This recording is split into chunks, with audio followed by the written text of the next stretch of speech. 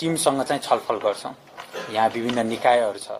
अब यहाँनिर हाम्रो युवाको जुन मागको कुराहरू छ र युवाको कुराहरूलाई चाहिँ आजसम्म राष्ट्रले नसमेट्दै गर्दाखेरि हामी चाहिँ विभिन्न त्यो कुराहरू चाहिँ उत्पन्न समाजमा चाहिँ भइराखेको थियो।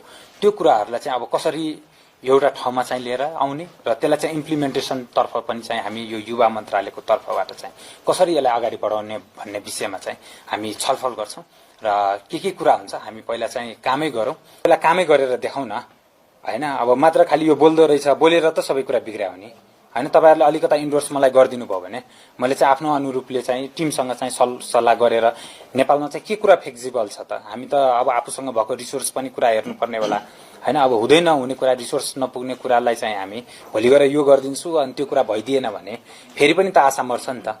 भनिसकेपछि जहिले पनि हाम्रो ग्राउन्डदेखि एउटा चाहिँ प्रश्न के उठिराखेको छ भने जो गयो खालि बोल्ने त हो, कराउने त हो हैन। यो चाहिँ हाम्रो र वर्ड हैन। यसरी बोलिराख्दाखेरि हामीलाई पनि चित्त दुख्छ क्या।